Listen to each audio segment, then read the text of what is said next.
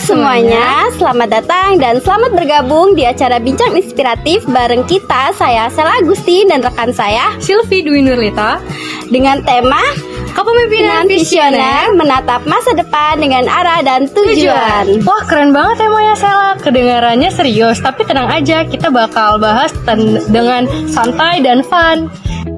Betul banget Sylvie, hari ini kita kedatangan 9 narasumber yang luar biasa dari Fakultas Ekonomi dan Manajemen Universitas Malahayati yang siap untuk berbagi pandangannya tentang gimana sih caranya jadi pemimpin visioner di era sekarang.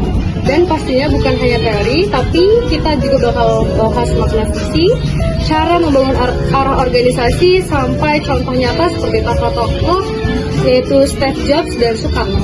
Wah, luar biasa banget ya Sylvie. Jadi buat teman-teman semua, siapkan hati, pikiran, dan juga secangkir kopi supaya makin fokus. Karena hari ini kita akan belajar tentang bagaimana visi menuntun langkah seorang pemimpin.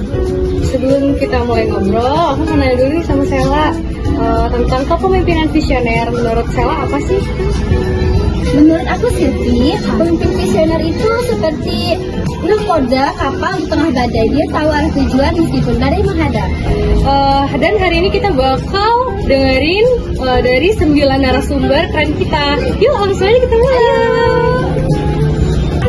Di acara Bincang Inspiratif pada hari ini, sebelumnya boleh nih kakak-kakak perkenalkan dirinya masing-masing. Dimulai dari sebelah kanan saya, boleh kak? Halo semuanya, saya Amelia Francisca. Halo, saya Rizka.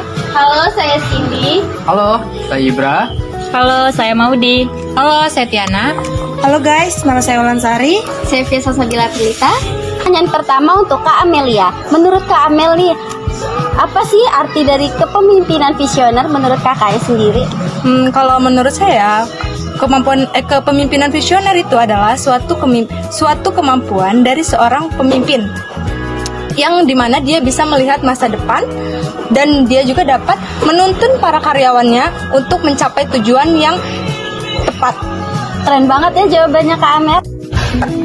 Menurut Maudi, bagaimana sih cara membangun visi yang bisa menginspirasi orang lain? Menurut saya, cara membangun visi yang menginspirasi itu kita harus mengenali nilai intinya. Dan itu harus berakar pada nilai yang kuat seperti kejujuran, kepedulian, dan integritas. Saat kita juga ingin menyampaikan misi tersebut, kita harus menyampaikannya dengan semangat dan antusias. Berani sebagai cowok di tengah banyaknya pemimpin perempuan di sini pastinya punya sudut pandang yang beda. Nah, kira-kira menurut kakak apa tantangan terbesar dalam menerapkan kepemimpinan visioner di era modern seperti sekarang? Pemimpin harus mampu beradaptasi dengan perkembangan teknologi. Salah satunya itu seperti AI dan juga digitalisasi. Yang artinya tantangan itu bukan hanya memahami teknologinya saja, tetapi bagaimana kita mampu memanfaatkannya tanpa menghilangkan nilai-nilai kemanusiaannya. Yang kemudian itu tidak hanya tidak mencari keuntungan saja, tetapi juga memperhatikan seperti nilai etikanya dan juga untuk kesejahteraan masyarakat itu sendiri. Seperti itu sih.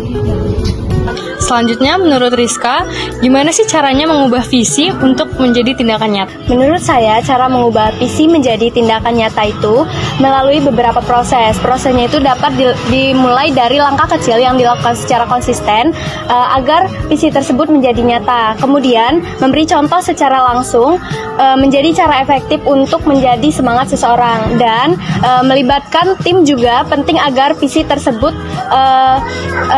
menjadi tanggung jawab individu, seperti itu. Selanjutnya pertanyaan untuk Kak Cindy. Dari banyaknya tokoh dunia yang punya visi luar biasa seperti Soekarno, menurut kakak apa pelajaran kepemimpinan paling berharga yang bisa kita ambil dari mereka dalam konteks kepemimpinan visioner?